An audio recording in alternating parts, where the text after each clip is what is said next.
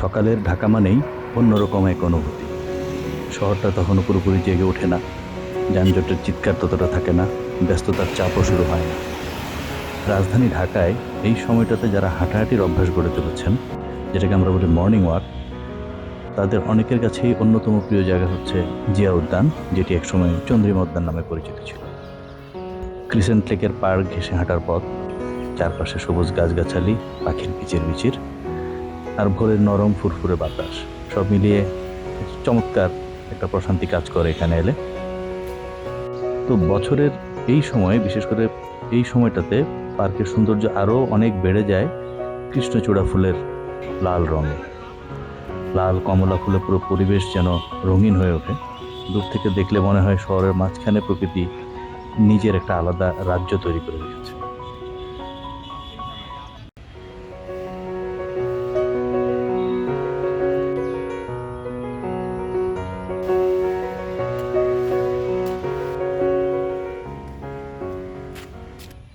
আজ সকালে সেখানে গিয়ে একটু চমকে উঠতে হলো।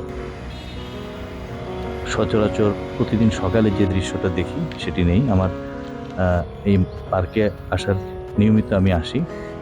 কয়েকদিন বিরতি পড়েছিল, সেই বিরতির পর আজ যখন এলাম, এর ভিন্ন ছবি দেখলাম, যেটা খুবই দুঃখজনক। যে গাছগুলো কয়েকদিন আগেও মাথা উঁচু করে দাঁড়িয়েছিল, মানুষকে ছায়া দিচ্ছিল, জিয়া উদ্যানের পরিবেশকে সবুজ করে রেখেছিল, সেগুলোর অনেকগুলোই এখন মাটিতে উপড়ে পড়ে আছে।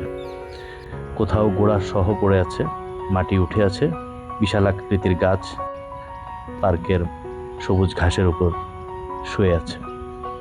কোথাও ছড়িয়ে আছে বিশাল বিশাল ডালপালা, হাঁটার পথের মাঝেই ভাঙা ডাল, শুকনো পাতা, গাছের কাটা অংশ।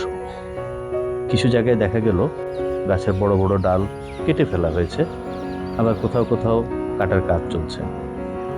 পুরো পরিবেশের মধ্যেই একটা শোকের আবহ, একটা ক্ষত চিহ্ন। সবুজের বুকে যেন একটা বড় দুঃখের দাগ কেউ এঁকে দিয়েছে।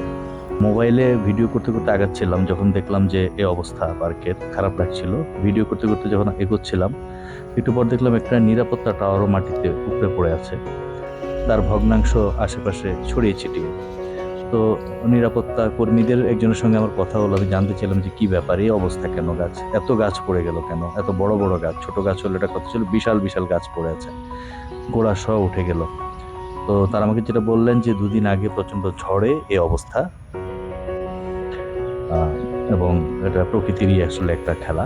যাই হোক, তো এখন পরিস্থিতিটা খুবই হতাশার। হাঁটার জন্য যে পথগুলো এত সুন্দর আর পরিচ্ছন্ন ছিল, সেখানে এখন সাবধানে পা ফেলে ফেলে এগোতে হচ্ছে। কোথাও কোনো কোনো পথ দিয়ে আপনি তো হাঁটতেই পারবেন না, গাছের ডালপালা, ভাঙা গাছ পড়ে আছে। প্রকৃতির কাছে মানুষ তো বটেই, প্রকৃতিও আসলে অসহায়। এটাই জিয়া উদ্যানের বর্তমান অবস্থা মনে করিয়ে দিল আমাকে। একটা বড় ঝড় কিংবা যে কোনো বৈরী আবহাওয়া কয়েক ঘন্টার মধ্যেই আসলে বহু বছরের পরিচিত দৃশ্য বদলে দিতে পারে। জিয়া উদ্যান শুধু একটা পার্ক নয়, এটা অনেক মানুষের প্রতিদিনের মানসিক প্রশান্তির একটা জায়গা। কেউ এখানে হাঁটতে আসেন, কেউ ব্যায়াম করেন, কেউ নিঃশব্দে বসে থাকেন কিছুটা সময়, কেউ বন্ধুদের সঙ্গে সময় কাটান। অনেকে শহরের কোলাহল থেকে মুক্তি খুঁজতেও এখানে আসেন।